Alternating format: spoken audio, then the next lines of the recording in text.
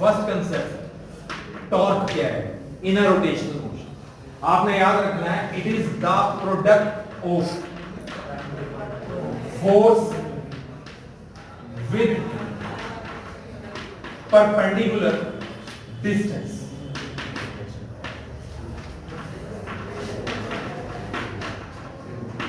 इसके दो एग्जांपल्स आपने याद रखने हैं। फर्स्ट इज हिंज्ड डोर्स और सेकेंड इज सीसॉ एटसेट्रा। सबसे पहले टॉर्क क्या चीज है? टॉर्क का मतलब है फोर्स का परपेंडिकुलर डिस्टेंस के साथ मल्टीप्लिकेशन, प्रोडक्ट। और इसके एग्जांपल मैंने लिखा हिंज्ड डोर्स। हिंज्ड डोर्स कौन से होते हैं? जो डोर्स कब्जों के साथ जोड़े जाते हैं। जैसे ये दरवाजा आपका है, ये दरवाजा एक तरफ से तो फ्री है, ये बाहर भी जाता है अंदर भी आता है, बट दूसरा हिस्सा तो इसका हिंज्ड का मतलब चौगाट के साथ जोड़ रखा है। वो डोर इसके साथ ही घूमता है, इसके साथ बाहर जाता है, इसके साथ अंदर आता है। तो बेसिकली दरवाजा रोटेट करता है। बेसिकली दरवाजा क्या कर रहा है? रोटेट। और आप सब जानते हो इसके हैंडल पे जब आप फोर्स लगाते हो तो आप अपना हाथ ऐसा करते हैं, जब इसको वापस लाते हो तो अपना हाथ ऐसे लाते हो। ये हाथ आपका दरवाजे के हैंडल के साथ 90 डिग्री पे। इस वजह से डिस्टेंस कौन सा है? परपेंडिकुलर। और इसको खोलने या बंद करने के लिए हम क्या लगा रहे हैं? फोर्स। तो वो फोर्स जो बॉडी को रोटेट कराती है, हम उस फोर्स को क्या बोलते हैं? समझ आया सभी को? वो फोर्स जो किसी भी बॉडी को रोटेट करने के लिए लगाई जाती है, हम उस फोर्स को टॉर्क का नाम देते हैं। क्लियर हो गया सभी को? पंखा क्या करता है? रोटेट है, क्योंकि जब पंखे को इलेक्ट्रिसिटी देते हैं तो वो उसके बेस पे क्या देता है? फोर्स। तो पर कितने डिग्री में है? 90 डिग्री। सेंटर से जो रॉड आ रही है, ये फैन की रॉड है, इससे ये पर एक पर हर जगह कितने कितने डिग्री का? 90। इसलिए सारे डिस्टेंसेस कैसे हैं? परपेंडिकुलर। तो यहाँ पे जो करंट है वो कौन सी फोर्स लगा रहा है? जो फोर्स इसको घुमाने का काम कर रही है। और वो फोर्स जो किसी भी बॉडी को रोटेट करने का काम करती है, आप उस फोर्स को टॉर्क। क्लियर हो गया? तो हम यहाँ पे और करके लिख सकते हैं, और the force which makes a body rotate is called torque। समझ आ गया सभी को? What is seesaw? सीसो कैसा होता है? वो जो एक रॉड, एक फट्टा, उसके एक तरफ बैठते हैं, दूसरी तरफ बैठते हैं, एक बंदा नीचे तो दूसरा बंदा ऊपर। उसमें साफ है वो जो फट्टा है, और आप उस पे जब बैठे हो तो कितने डिग्री पे? 90। आप उसको नीचे की तरफ लेके जा रहे हो तो आप फोर्स लगा रहे हो, वो फट्टा तो आपके साथ कितनी डिग्री पे? 90। उसमें भी वो बॉडी 90 डिग्री के परपेंडिकुलर डिस्टेंस पे है। तो that is also an example of torque. अब हम इसको डराइव करने जा रहे हैं। तो सबसे पहले कौन सी बॉडी सपोज करेंगे? Rigid body. उसके बाद उसके सेंटर से एक एक्सिस को पास करेंगे। वो रिजिड बॉडी कितने पार्टिकल से बनेगी? M1 M2 M2 and M। Her particle perpendicular distance होगा। ठीक है? अगर अब इस बॉडी के अंदर हम रोटेशन की बात करें तो टॉर्क के फार्मूले में फोर्स आ रहा है, और फोर्स के फॉर्मूले में एक्सीलरेशन आता है अल्फा। यहां पे अल्फा। फिर हम यहां पे ऐसे कह सकते हैं ना, late us consider a rigid body which is made up of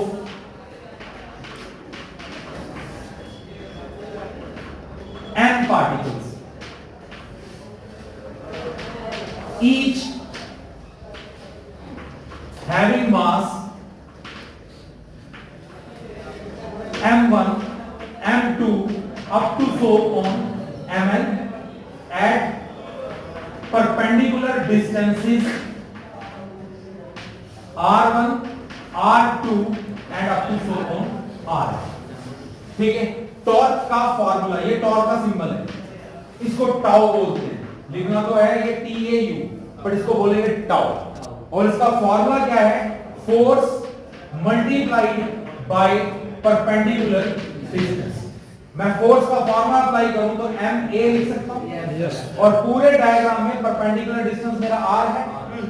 अब A आ गया तो A को R अल्फा इनटू में R।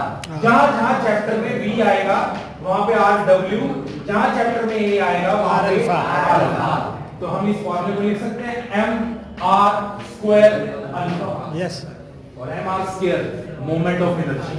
ठीक है, तो हम इसको tau is equal to I alpha, because जो आपका आई है दैट इज इक्वल टू, कितना क्लियर हो गया?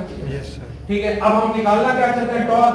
तो लेफ्ट हैंड साइड पर टॉर्क लिखना, इस सब पार्टिकल के लिए लिखें तो torque 1 plus torque 2 plus up to so on torque n।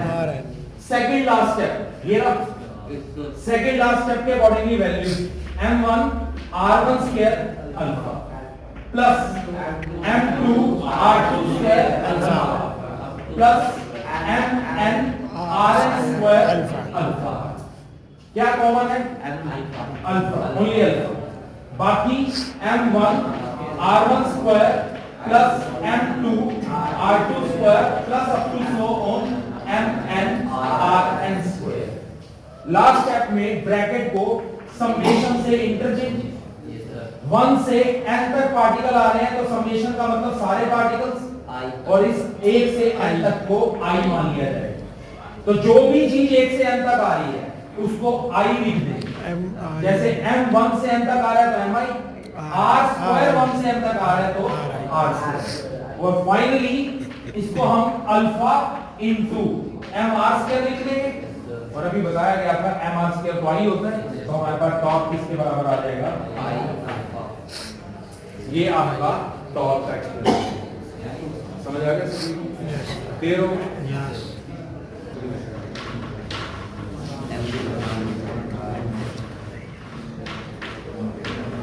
What is angular momentum? ये भी सिंपल है, the product of linear momentum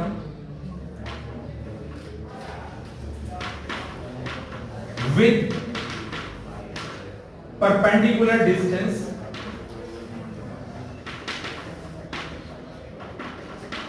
is called angular momentum।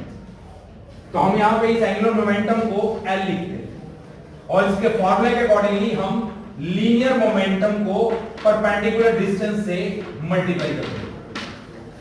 अब आप सब जानते हो हमारे पास जो लीनियर मोमेंटम है उसका फॉर्मूला mv होता है, मास इनटू वेलोसिटी, और परपेंडिकुलर डिस्टेंस मेरे पास क्या है? r, तो एंगुलर मोमेंटम mvr। ये समझ आ गया सभी को? ये चीज क्या है? लीनियर मोमेंटम, जिसको लीनियर मोमेंटम, जिसके साथ कुछ नहीं ना लगा वो लीनियर ही है।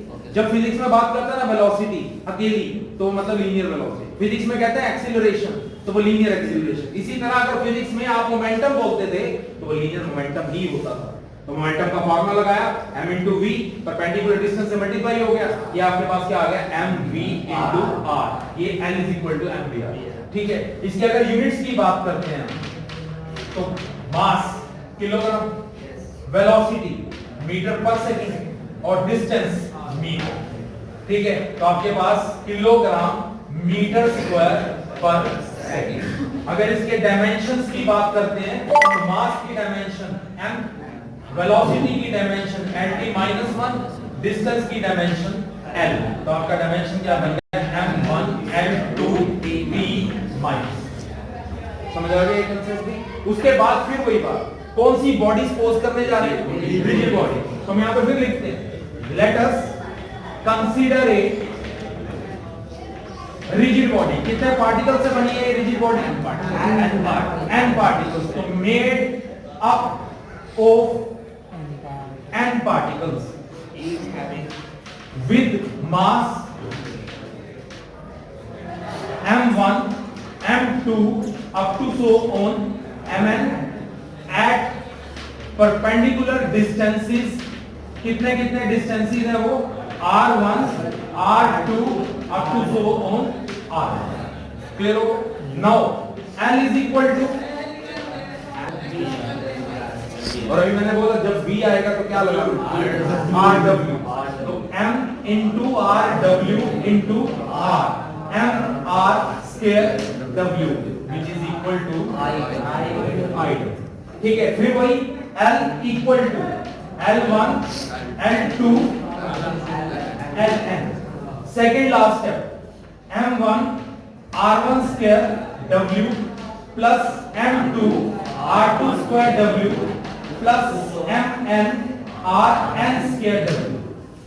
कॉमन क्या है W, ब्रैकेट्स में m1 r1 square m2 r2 square mn rn square. Finally W summation, particle कहां से शुरू हुआ, कहां तक गया, इसको I मान, तो फिर हम लिख देंगे mi ri स्क्वायर या फिर W m r स्क्वायर, जो कि आपके पास किसके बराबर है, ये एंगुलर वेलोसिटी। क्लियर हो गया, ये विद कांस्टेंट एंगुलर वेलोसिटी। इतना क्लियर हो गया? यस। तो ये दो आर्टिकल